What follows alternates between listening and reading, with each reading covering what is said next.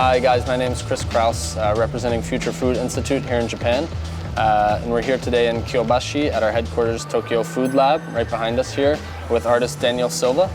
So we've collaborated on a project with Daniel related to his Fragmented Garden project and installation, which has been happening at Sheep Studio in Kyojima over the past few weeks. And so we kind of came together with the help of Juan Felipe Botero from Offline Ventures to kind of form this collaboration and develop it a bit further. So Daniel, if you could tell us a little bit of the background and the story of Fragmented Garden.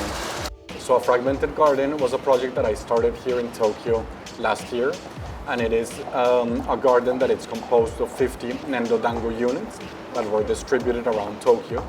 Then from those Nendo Dangos, I gathered some data and put together a body of work that came together as a site-specific installation in Kyojima. Okay. So today we're going to be creating 30 Nendo Dangos.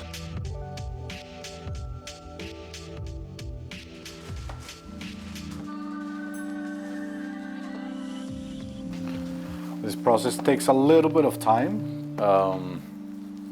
But it's important to do it properly because it's important for the Nendo Dango to have very well mixed set of clay and soil.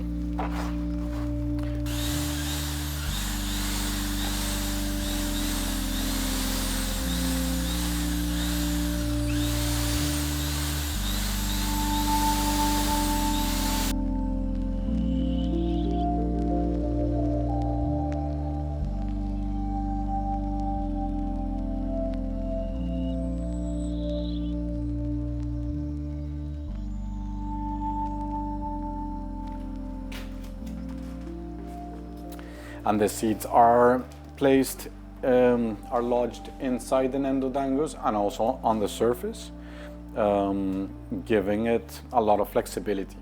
Once water hits the outside of the Nendo Dango, the clay is going to start dissolving slowly, revealing like layers of the Nendo Dango and allowing some of the seeds to germinate.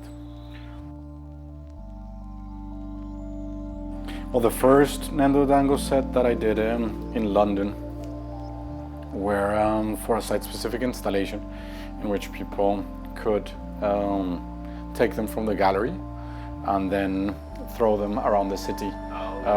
So it was a little bit more of an ambush gardening sort of project. And yeah, there is all sorts of like different ways that you can put almost like shells around the Nendo Dangos. One is using kind of like paper mache. One is using kind of like gauze or cloth. And it depends on like what purpose you want to use them. If you want to like hurl them out of like helicopters, then maybe a little bit of gauze or a little bit of paper mache around them will be good just to keep the Nendo Dango together as it falls and as it lands and it finds its place.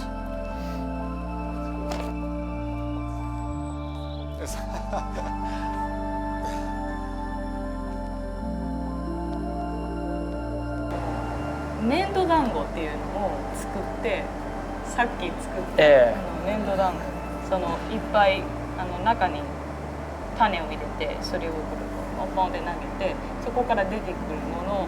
それでなんかダメになっちゃうもの、強いものっているんだけれど、それでも自然がバランスをとって勝手に生きていくっていうそういう。So we chose all these seeds based on the season, on when you can sow the seeds and plant them, and also, I mean, as a part of the project, we wanted to choose seeds that are edible. So these are all vegetables that are easy to grow and people can start enjoying soon after they plant them. Perfect. Yeah, and kind of our plan after we build these Nendo Dango seed unit kits is kind of to get people really involved in a hands-on way with understanding and learning where their food comes from. Ultimately, localizing the food source more and getting all of us more aware of how food grows and develops. So hopefully this can serve as a starter, as a launch to people in urban areas, even in rural areas, whoever might get them, to be more connected to their food source and do so in a really kind of cool, creative way.